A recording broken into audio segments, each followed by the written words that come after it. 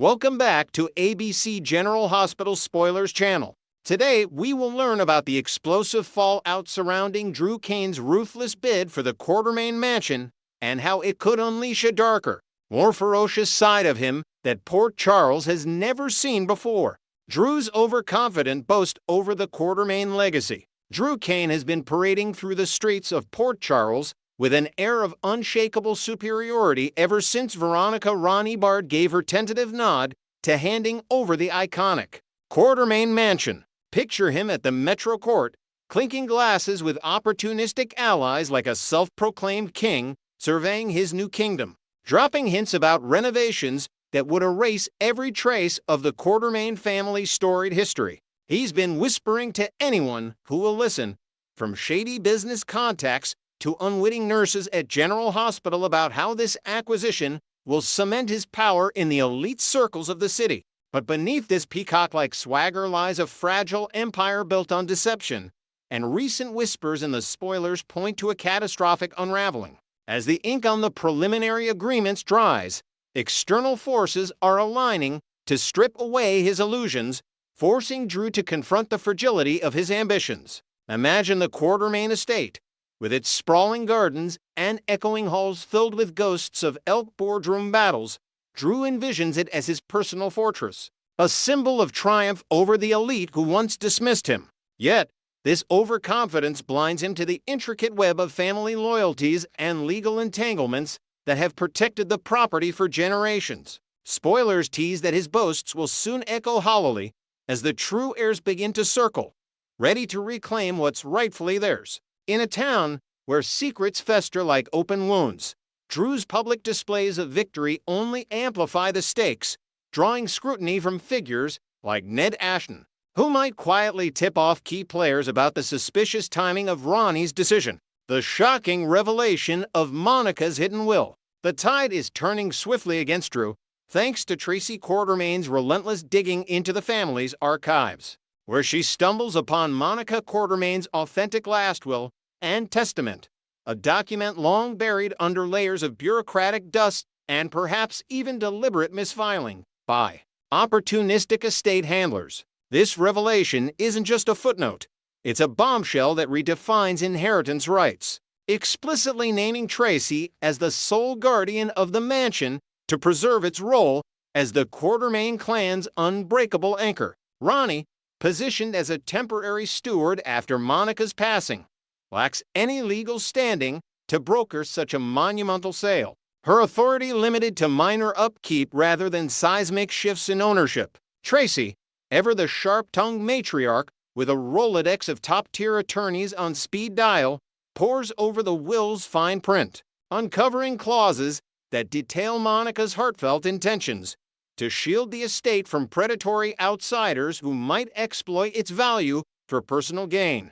This discovery fuels Tracy's fire, transforming her from a sidelined observer into a vocal crusader, rallying support from distant relatives like Dylan and even skeptical board members at ELQ. Spoilers hint at heated confrontations where Tracy waves the will like a battle flag, her pride swelling as she envisions restoring the mansion to its former glory, perhaps hosting lavish family reunions or converting unused wings into community spaces honoring Monica's charitable legacy. Drew's initial glee at Ronnie's consent crumbles under this scrutiny as whispers spread through Port Charles' social grapevine, from the floating rib to the country club, painting him as a scheming interloper. Adding layers to the drama, imagine Tracy consulting with a forensic document expert who confirms the will's authenticity, complete with Monica's handwritten annotations about family unity, turning what could have been a quiet legal skirmish into a public spectacle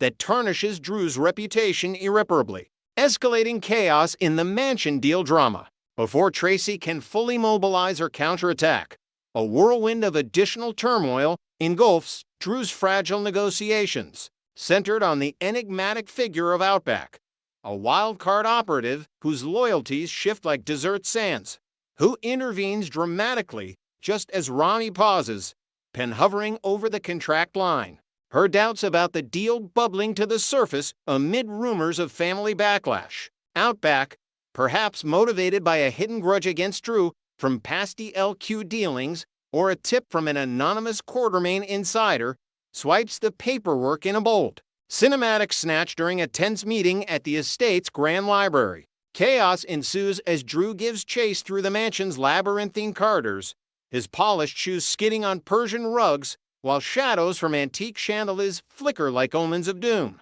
This pursuit buys precious time for Tracy to arrive unannounced, her designer heels clicking authoritatively as she bursts through the oak doors, armed with the will and entourage of witnesses, including a notary and a private investigator. Drew scrambles to salvage the moment, sweet-talking Ronnie with promises of shared profits or veiled threats wrapped in charm.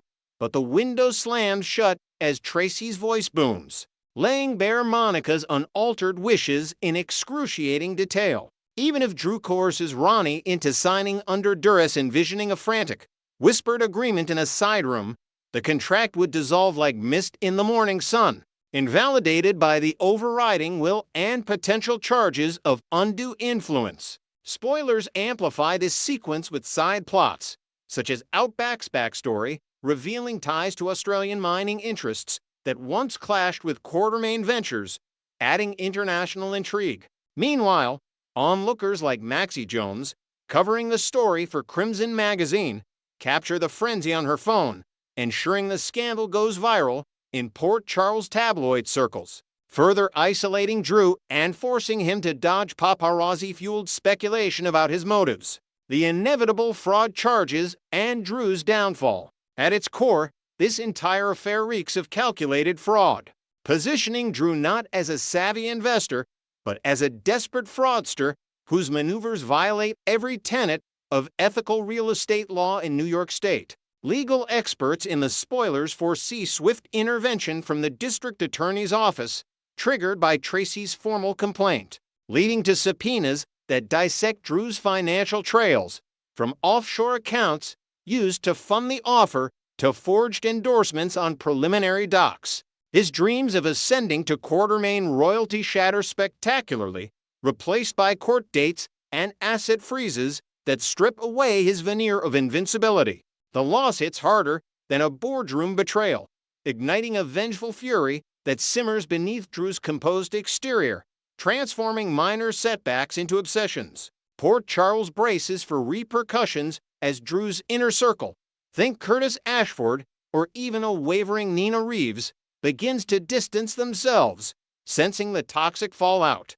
This fraud exposure doesn't just dent his wallet, it erodes his alliances, with the LQ shares dipping and social invitations drying up overnight. Inventing deeper layers, consider how the investigation uncovers Drew's history of similar shady deals, perhaps linking back to his days entangled with the Casa Dini web, painting him as a serial opportunist whose mansion grab was merely the tipping point. As headlines scream Quartermain heir hunt turns fraud fiasco, Drew retreats to brooding solitude, plotting comebacks that veer into morally gray territories, like anonymous leaks to sabotage Tracy's reputation or alliances with underworld figures for leverage. Drew's descent into villainous rage and potential murder, with the mansion slipping through his fingers like quicksand. Drew's psyche fractures, propelling him toward an unprecedented villain arc that redefines his character from anti-hero to unhinged antagonist in the annals of General Hospital lore. The betrayal stings deepest from Ronnie, whom he scapegoats entirely for the collapse, her hesitation painted in his mind as outright sabotage, ignoring his own coercive tactics. Spoilers speculate wildly on his retaliation, a chilling confrontation where Drew corners Ronnie in a dimly lit Elk warehouse, his eyes blazing with accusations as he recounts every perceived slight, from her initial eagerness to the final waiver. This could escalate to murder, a desperate bid to silence the one loose end, executed with calculated precision, perhaps staging it as an accident amid the estate's ongoing disputes. Using his military background for a flawless cover-up, Port Charles would reel from the crime, with detectives like Dante Falconeri piecing together timelines that implicate Drew's spiraling paranoia. Adding invented tension, envision Drew's internal monologues, haunted by visions of Monica's disapproving gaze from family portraits, pushing him to justify extremes as justice for his humiliations. His villainy might manifest in broader schemes, like tampering with the LQ operations to undermine Tracy or seducing allies to fracture the Quartermain front, creating ripple effects across storylines involving Sonny Corinthos' empire or Ava Jerem's art world intrigues. This transformation isn't abrupt, it's a slow burn, marked by increasingly erratic behavior, late-night stakeouts of the mansion, anonymous threats scrawled on legal notices, culminating in acts that force even his staunchest supporters to question his sanity. As Drew embraces this monstrous persona, the show teases unpredictable twists. Could he frame an innocent like Brooklyn for the fraud to deflect blame, or ally with a returning villain like Valentin Casadini for revenge? The mansion loss becomes the catalyst for chaos, ensuring Drew's arc dominates upcoming episodes with high-stakes drama that keeps viewers glued to their screens, wondering just how far he'll fall into the abyss of vengeance. Next, we will learn about the escalating intrigue surrounding WSB agent Jack Brennan as he sets his sights on a shadowy figure threatening the heart of Port Charles. In the shadowy world of international espionage, Jack Brennan stands as a pillar of determination amid the chaos of Port Charles. As a seasoned operative for the World Security Bureau, Brennan is no stranger to high-stakes operations that could unravel global threats. Right now, his agenda is packed with perilous assignments that demand his undivided focus and razor-sharp instincts. From dawn till dusk, he pores over classified files, coordinating with shadowy contacts across continents to stay one step ahead of elusive adversaries. One of Brennan's primary objectives revolves around piercing the veil of secrecy shrouding Valentin Casadin's enigmatic ties to the deceased mastermind Caesar Fazen's ambitious legacy. Casadini, with his aristocratic demeanor and ruthless ambition, has long been suspected of resurrecting Fazen's old schemes, perhaps a network of black market dealings in rare artifacts or experimental technologies that could destabilize economies. Brennan's team has intercepted cryptic communications hinting at a resurgence, where Casadini might be funneling resources into hidden labs disguised as legitimate ventures. This mission alone could expose a syndicate that's been operating under the radar for years, pulling strings in Port Charles elite circles. Yet, Brennan's resolve remains unshaken. He envisions this breakthrough as the key to dismantling a threat that's festered since Fazen's dramatic downfall. But Valentin's web isn't the only puzzle Brennan is deciphering. Lately, his attention has sharpened on the enigmatic Professor Dalton, a figure whose academic facade barely conceals a deeper involvement in clandestine activities. Dalton, rumored to be a brilliant but morally ambiguous scholar from a prestigious European university, has been linked to experimental research that borders on the unethical mind-altering serums or surveillance tech that invades personal freedoms. Brennan suspects Dalton's lectures at local symposiums in Port Charles serve as covers for recruiting unwitting allies. Adding layers to this intrigue are the mysterious Five Poppies, a covert society that Dalton may lead. These poppies aren't mere flowers, they're symbols etched in ancient lore, representing a code for elite gatherings where deals are struck in whispers.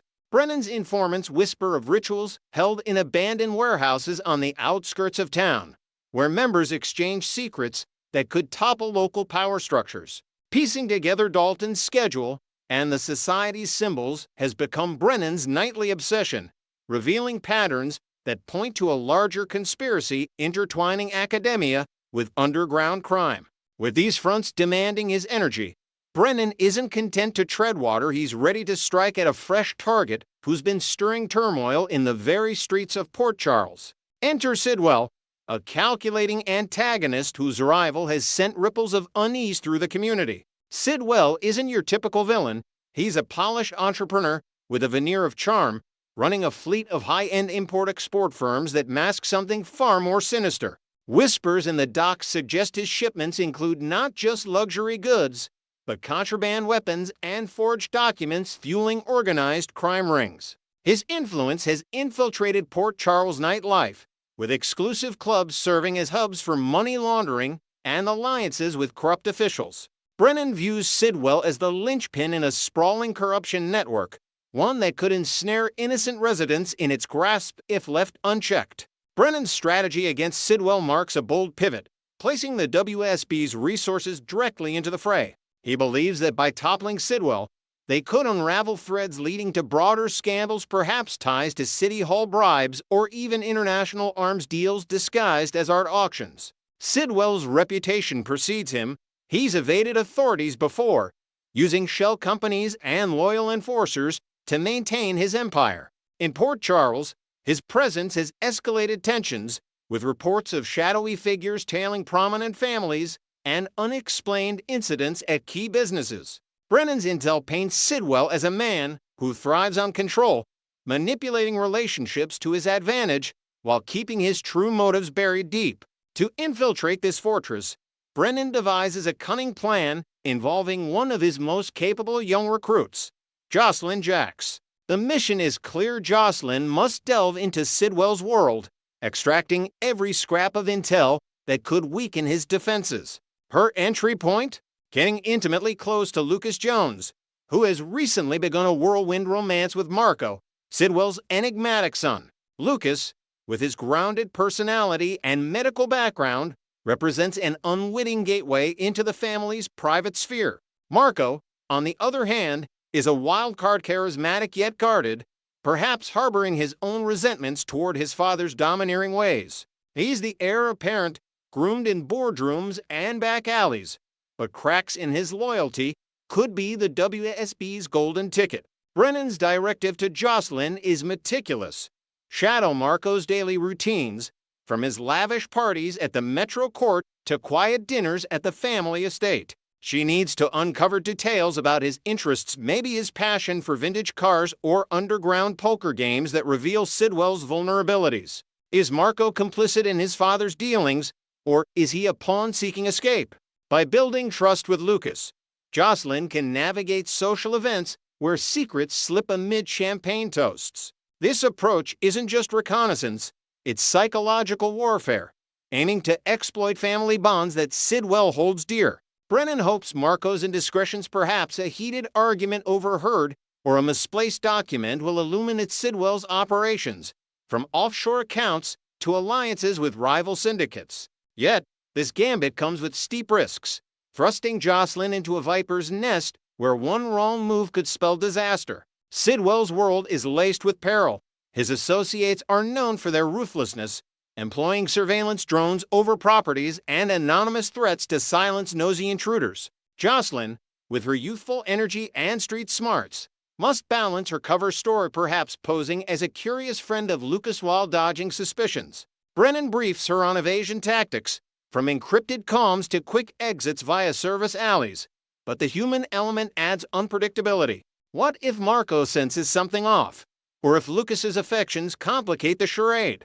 The agent's safety net is thin, relying on timed check-ins and backup teams stationed discreetly around town. Complicating matters further is Carly Corinthos, whose maternal instincts could derail the entire operation. Carly has always been a force of nature in Port Charles, her loyalty to family unyielding and her temper legendary. She's already seething over Brennan's previous deceptions, particularly his failure to disclose Jocelyn's recruitment into the WSB. That revelation hit like a storm, fracturing trust and igniting Carly's protective fury. She views the agency as reckless, endangering her daughter in ways no mother can abide. Outwardly, Carly maintains a facade of civility, with Brennan polite nods at gatherings, shared coffees laced with veiled barbs, but inwardly, she's plotting subtle sabotages, like tipping off allies to WSB movements or delaying vital supplies.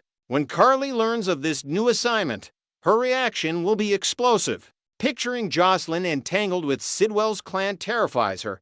Sidwell's history includes vanished rivals and scorched earth retaliations that leave no survivors. Carly knows the stakes. Sidwell doesn't hesitate to eliminate threats, whether through hired muscle or fabricated scandals that ruin lives. She'll confront Brennan head-on, perhaps in a tense showdown at the Quartermain mansion, demanding he pull Jocelyn out before it's too late.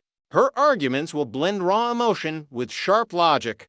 Family comes first, and no mission justifies risking a child's life. Yet, Brennan might counter with the greater good, highlighting how Sidwell's downfall could safeguard the entire town, including Carly's loved ones. Carly's interference won't stop at words. She's resourceful, potentially rallying Sonny or Jason to monitor Jocelyn's activities or even staging diversions to buy time. This clash could fracture alliances within the WSB's local network, forcing Brennan to navigate not just external dangers, but internal betrayals. Sidwell, ever the strategist, covers his tracks masterfully using decoy addresses, loyal fixers, and digital firewalls that thwart even elite hackers. His operations span from waterfront warehouses to upscale lofts, each layer peeled back revealing more complexity. Brennan's best shot remains the personal angle, targeting Marco to provoke slips that expose the Empire's core. Next, we will dive deep into the explosive weekly preview shaking up Port Charles as Jack Brennan pushes Jocelyn Joss Jacks into a high-stakes undercover mission targeting her own cousin, Lucas Jones. In this thrilling twist, Jack, the shadowy WASB operative with his own web of secrets, views Joss's blood connection to Lucas as the perfect gateway to unearth compromising information on Marco Rios, the enigmatic boyfriend who's none other than the son of the elusive Jen Sidwell. As tensions simmer beneath the surface of family gatherings and whispered conversations at the Quartermain mansion, Jack's strategy hinges on decoding Sidwell's shadowy links to the long-deceased Caesar Phazon, a master manipulator whose ghost seems to haunt every corner of the soap's intricate lore. Imagine the electric atmosphere. Joss, fresh from her latest shift at Bobby's Diner, receives the urgent directive in a dimly lit safe house. Her heart pounding as Jack outlines how Sidwell's empire might be the key to unraveling the impossible resurrections of Nathan West and Britt Westburn. Those beloved characters fans thought were lost forever to dramatic exits and fiery finals. Adding layers to this intrigue, Joss recalls hazy childhood memories of Lucas's quiet strength during family crises, making her infiltration feel like a personal betrayal wrapped in duty. Jack emphasizes that only through Joss's intimate access, perhaps joining Lucas for a casual coffee at Kelly's or attending a low-key barbecue, can they expose if Sidwell's operations involve cryogenic tech or black market revivals tied to Phazon's old criminal syndicate, complete with forged documents and hidden labs in the Swiss Alps. Yet, as Joss begins her subtle approach, weaving herself into Lucas and Marco's cozy evenings filled with shared dreams of a future in Port Charles, Carly Corinthos remains ever vigilant, her maternal instincts on high alert like a lioness sensing danger in the underbrush. Carly, who has navigated her share of betrayals from ex-husbands to corporate rivals, catches glimpses of Joss's unusual questions about Uncle Lucas's love life during a tense dinner at the Metro Court. Her suspicions ignited by the sudden shift from Joss's typical college chatter to probing inquiries about Marco's family background. She pieces together the puzzle. Why is her fiercely independent daughter, usually buried in PCU textbooks or band rehearsals, now fixated on Lucas's domestic bliss? Carly's loyalty runs deeper than ocean waves crashing against the docks. She's built her life around shielding her children from the perils that claimed her own youth. From mob wars to medical mysteries, in this expanded narrative, envision Carly pacing her crimson office late at night, flipping through old photo albums of Joss as a toddler playing with Lucas, vowing silently to dismantle whatever threat Jack represents without tipping her hand. Her reluctance to rekindle any spark with Jack stems not just from his deceptions, but from flashbacks to their brief alliance, where she glimpsed his ruthless side during a stakeout gone wrong, involving a near-miss car chase through the harbor tunnels. Fans speculate wildly in online forums, debating if Carly's caution is overblown paranoia or savvy survival instinct honed from years of dodging Sonny's enemies and Nina's schemes. The viewer divide over Jack's character adds fuel to this dramatic fire, with some loyalists arguing his charm and dedication to global justice make him an unlikely villain, pointing to his heroic takedowns of lesser threats like a counterfeit ring in Vienna. Others, scarred by the soap's history of double crosses, see Jack as a ticking bomb, especially after invented glimpses into his past where he allegedly abandoned a partner during a botched op in Eastern Europe, leaving scars that echo Faison's manipulative legacy. This polarization mirrors broader fan theories circulating on social media, where polls show a slim majority siding with Carly's wariness, fearing Jack could exploit Joss's naivety to leverage against the entire Corinthos clan. Picture heated comment sections erupting. One side hails Jack as a complex anti-hero, drawing parallels to past WSB agents like Robert Scorpio, while detractors warn of a devastating fallout, perhaps involving Joss uncovering a personal tie between Jack and her late father, Jason Morgan, in classified files. As Joss edges closer, maybe staging a coincidental run-in at the hospital where Lucas volunteers, Carly's internal battle intensifies, torn between intervening directly, which risks exposing her own covert monitoring via a trusted PI contact, or playing the long game, enduring sleepless nights haunted by visions of Joss entangled in Sidwell's dangerous world. Delving deeper into Carly's psyche, she grapples with the harsh reality that Joss has blossomed into a capable young woman, no longer the rebellious teen clashing over curfews, but a poised operative blending seamlessly into high society events at the country club to eavesdrop on Marco's offhand remarks about his father's import-export business. This evolution could spark a rare moment of pride for Carly, watching from afar as Joss charms Lucas with stories of their shared family lore, subtly steering conversations toward Marco's elusive heritage and potential Faison connections, like a rumored alliance during the Casa Dini Ice Princess saga. Yet, Carly's long-standing distrust of Marco simmers like a pot ready to boil over. She envisions him as a polished wolf in sheep's clothing, his suave demeanor hiding ties to underground networks that could drag Lucas into scandals rivaling the nurses' ball exposes. Recall their past confrontations. Carly once cornered Lucas in a heated Metro court booth, accusing Marco of ulterior motives linked to a fabricated business deal gone sour, nearly fracturing their sibling bond amid flying accusations and slammed doors. In this reimagined scenario, Joss's mission unwittingly aligns with Carly's biases, offering a covert way to sabotage the relationship, perhaps by planting seeds of doubt through anonymous tips about Marco's trips abroad that Joss relays during fabricated heart-to-hearts. Fans theorize Carly might secretly root for Joss's success, seeing it as poetic justice, but the maternal fear lingers, amplified by invented details like a nightmare sequence where Joss vanishes into Sidwell's fortified compound, echoing Britt's own perilous escapes. Ultimately, Carly's role as the ultimate protector could either fortify Joss's cover or unravel it entirely, depending on how she navigates this minefield of espionage and emotion.